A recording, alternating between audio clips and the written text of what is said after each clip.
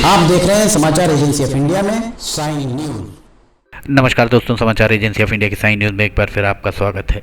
मध्य प्रदेश के सिवनी जिले में गौवंश के शव मिलने पर माहौल थोड़ा सा गर्माता हुआ दिख रहा है। इसी बीच वो जबलपुर रेंज के पुलिस महानिरीक्षक अनिल कुशवाहा मीडिया से रूबरू हुए और जो जानकारी पुलिस के द्वारा दी गई उसके अनुसार 17 तारीख को रात को ये घटनाक्रम संभवतः घटा हो सकता है।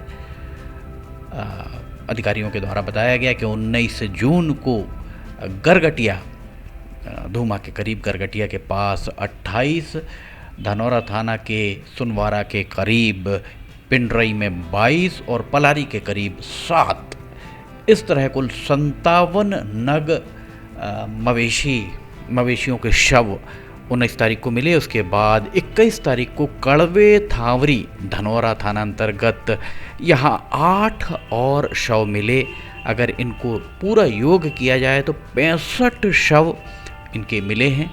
और पूरे घटनाक्रम के बारे में जो जानकारी अधिकारियों के द्वारा दी गई आपके सामने आप देख रहे होंगे। पुलिस महानिरीक्षक और अतिरिक्त पुलिस अधीक्षक राकेश कुमार सिंह को आनन फानन में रिलीव कर दिया गया संवेदनशील सिवनी जिले में, चूँकि ये मामला बड़ा संवेदनशील था और इस संवेदनशील मामले के रहते हुए दूसरे पुलिस अधीक्षक के आने का इंतजार भी नहीं किया गया, जिसे लेकर पुलिस महकमे में तरह तरह की चर्चाएं व्याप्त हैं। और इस पूरे मामले में पुलिस महानिरीक्षक अनिल कुशवाहा का क्या कहना है, अतिरिक्त पुलिस अधीक्षक जो वर्तमान में प्रभारी पुलिस अधीक्षक हैं उनका क्या कहना है, हम आपको सबसे रूबरू कराते हैं। पर अभी तक ये बात स्पष्ट नहीं हो पाई है कि 65 गौवंशों का गला निर्दयता से रेतने का आखिर मकसद क्या था।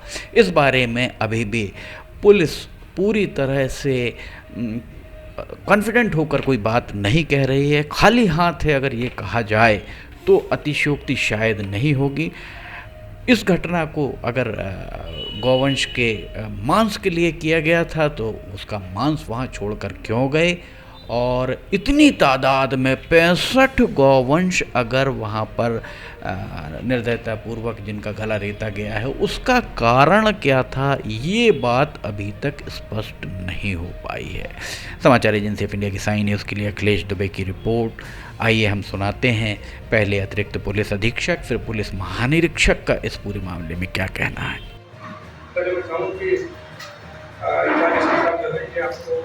तो 3-4 दिन पहले तो ट्रीटमेंट चल रही है, तो उसके जो डॉक्टर है उस घटना के बारे में आपको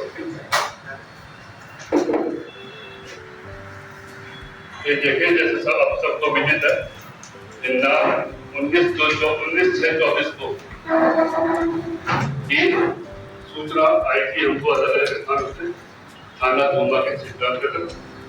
उसमें पहला था गरगटिया चिंता।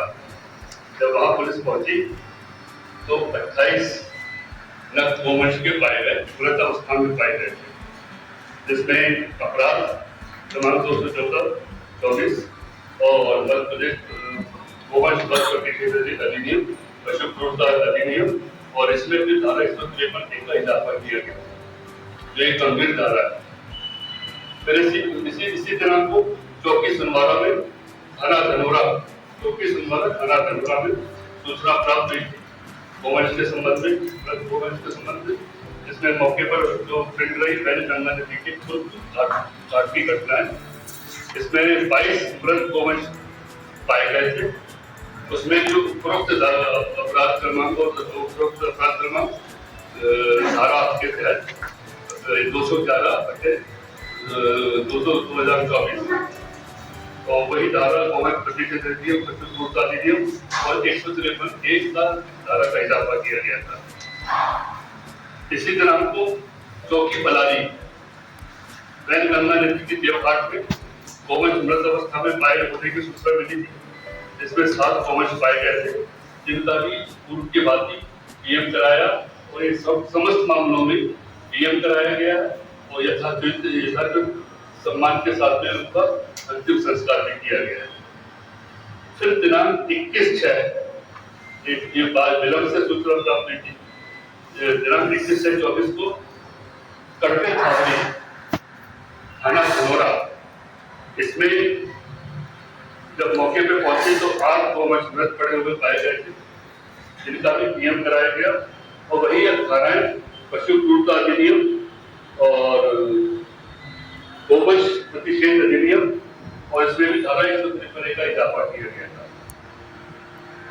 इन सब मामलों की जब विवेचना की गई और विवेचना के दौरान हमने पूरे जिले में 75 संदेहियों को बुला करके और पकड़ करके पूछताछ की गई, तो उनसे जो खबर सामने निकल के आई उसमें निकल के आई कि इस घटना में जो मास्टरमाइंड है वो वाहिद खान पिता वाजिद खान है, उम्र 28 वर्ष है, निवासी ग्वाली चौकी बलारी थाना केवलारी का सिवनी का था, जिसने नागपुर निवासी आरोपी इसरार अंसारी से घटना के पूर्व 30,000 रुपए गोवंश खरीदने हेतु बलारी में लिया था।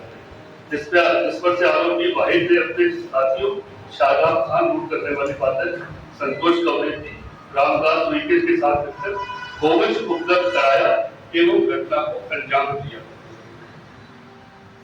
गिरफ्तार हो गए, इन सबको गिरफ्तार कर लिया गया।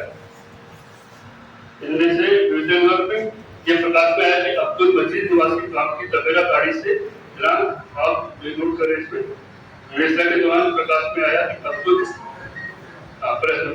वासिफुल्ला अब्दुल लतीफ अंसारी निवासी मोमिनपुरा, दूसरा है मोहम्मद फकीर अहमद ये भी मोमिनपुरा, तीसरा है मोइनुद्दीन ये भी मोमिनपुरा नागपुर के हैं सारे, और कलंदर अंसारी निवासी मोमिनपुरा और मुइन आरोपी ये इसी घटना में संलिप्तता की पाई गई है। ये वाहनों से आए थे, तवेरा वाहन से आए थे, एक स्विफ्ट डिजायर से आए थे। स्विफ्ट डिजायर गाड़ी इससे जब्त कर ली गई है। इसमें 3 आरोपी वाहिद, शादाब और इरफान, इनके खिलाफ एनएसए की कार्रवाई की जा सकती है। तो शेष 2 आरोपी है संतोष और उनके खिलाफ की जा रही है प्रक्रिया में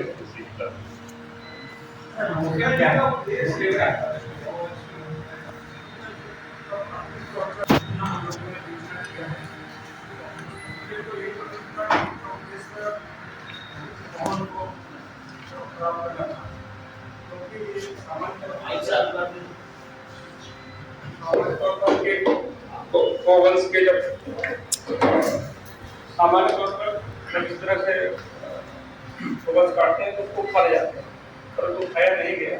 मतलब कहीं ना कहीं इसमें ये कूट अभी है, पर इसकी पुष्टि फाइनल पुष्टि हम तभी कर पाएंगे जब हमें वो जो नागपुर के के जो 5 लोग आए थे मतलब उनको पकड़ने तक स्पष्ट हो, और साथ में उसका 6वां आदमी जो इसरार है जिसने इनको पैसे दिए थे ये जो गोवंश करता है, तब ये पूरी स्थिति हो गई। हम लोगों ने वहाँ पर रेड करवाया है, चिन्हित भी कर दिया, पहले नाम स्पष्ट नहीं थे, नाम स्पष्ट है, लेकिन सभी घरों में ताले, इसलिए सभी पर इनाम घोषित किया गया। उनको सीधे से सीधे हम लोग है कर रहे हैं। ऐसा नहीं कि कभी पुलिस ने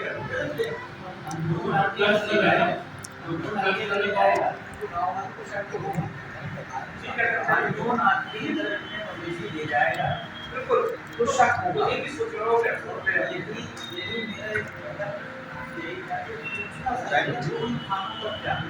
ठीक है। हमारे सूचना संकल्प आप है और जिंदा है, ठीक है। आप लोग के माध्यम से मिलती है या गाँव के जो लोग करते हैं, ये जो गाँव के लोग आने वाले लोग तभी पकड़े जाते हैं। सूचना तंत्र तो जो व्यक्ति है तो आम लोगों के पीछे विधायक जी ने कहा है कि जितना थाना स्टाफ हो सकता सीधीराज निकाला जाए, जैसा बहुत सारे बहुत सारे स्टाफ संलिप्त पाए गए थे। बहुत कि हमको अभी मैं इस मामले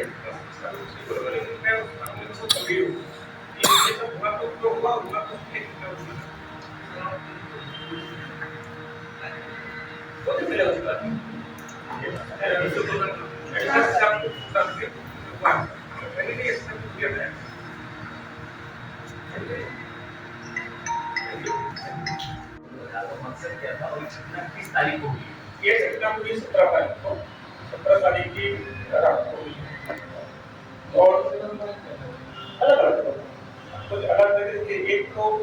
धुआं में हुआ। दूसरा आप देख रहे होंगे कि वो नदी के कुछ ओवर्स मिले हैं, संभवतः किसी नाले पे अगर पानी गिर गया तो हो सकता है कि पानी बह कर उसमें आकर हमको ओवर्स आगे तक मिले तेज बहाव में आकर। उसके पास के थोड़ी दूर पे 4-5 किलोमीटर दूर पर 21 तारीख को जो वो भी उसी दिन के घटनाक्रम।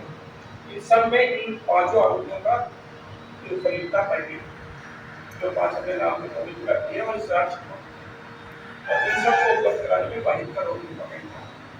वाहिद का और ये जो वहाँ पे जो संतोष और नाम का इनका रोल था। इन्होंने कुछ बताया सर कि क्या मोटिव जब तक तो ये अपना कुछ भी बताया, इनका मोटिव इसलिए समझे बोले था हमको पैसा दिया थी हमको लाओ, पैसा उनको दिया थी सर और देने का वादा किया था। कहाँ से लेके आए? इनका कहना ये है कि रामदास कहना है कि कुछ तो उसने 1000 में खरीदे थे, कुछ उन्होंने एक दूसरे बंदे से कुछ लोगों से किसी उधारी लेके आया तो उनका पेमेंट किसका नहीं हुआ। कहाँ से लेके आए? एक कुछ उनको उन्होंने बताया कि धुआं के पास से कोई जगह बता रहा था। जो नस्ल है वो तो हरियाणा राजस्थान नहीं, इसमें हरियाणा नस्ल तो हमें नहीं समझ में आया, खैर आप लोग कह रहे हो, पर मुझे ये सब कुछ दिखाई नहीं दिया।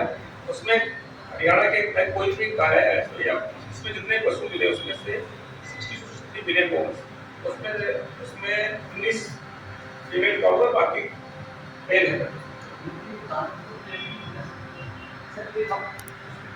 हाँ टैग मिला था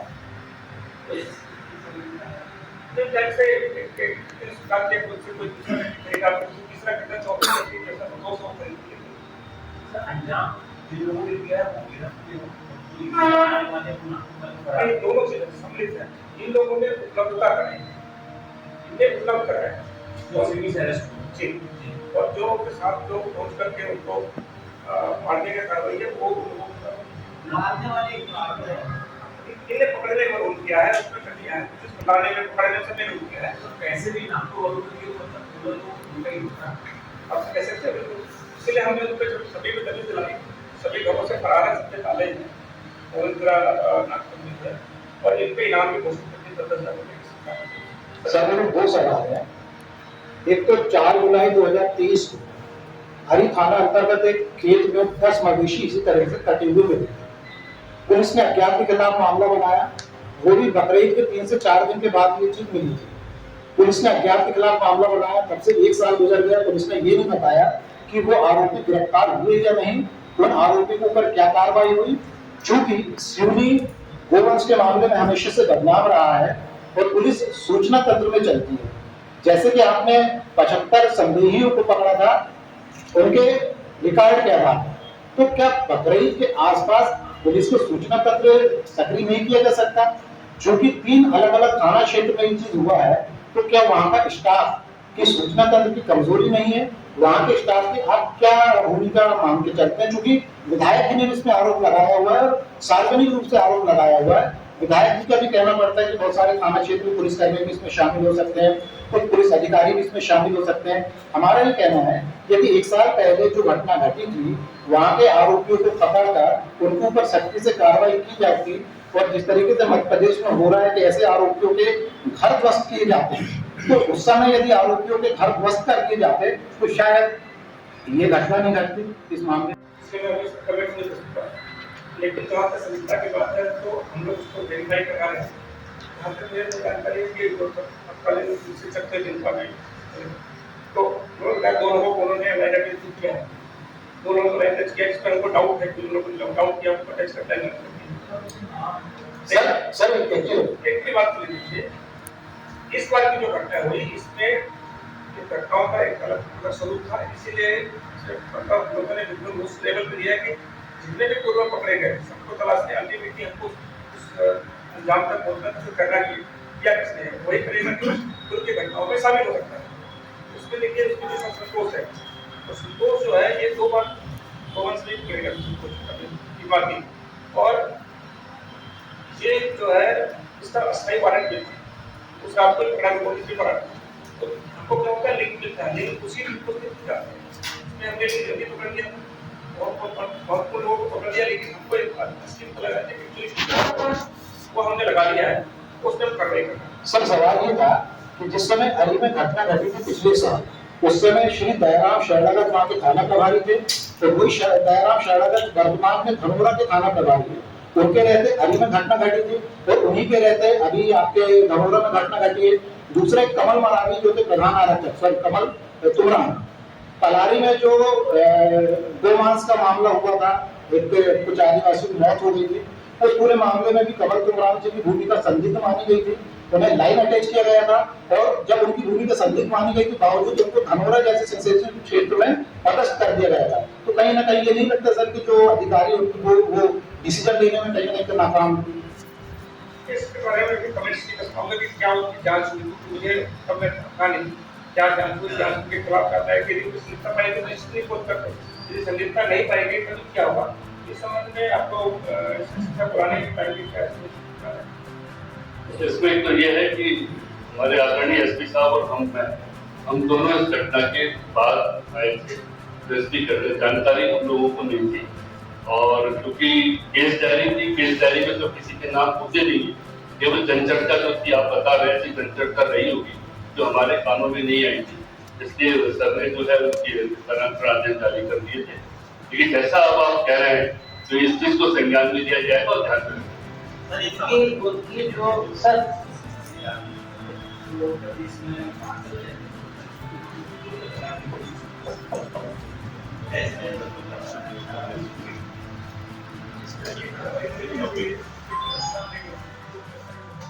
सुना आपने ये अधिकारियों का क्या कहना था। अधिकारियों के द्वारा जो बात बताई गई वो हमने आपको इस पत्रकार वार्ता में अधिकारियों के द्वारा जो कुछ भी कहा गया वो उससे आपको रूबरू कराया।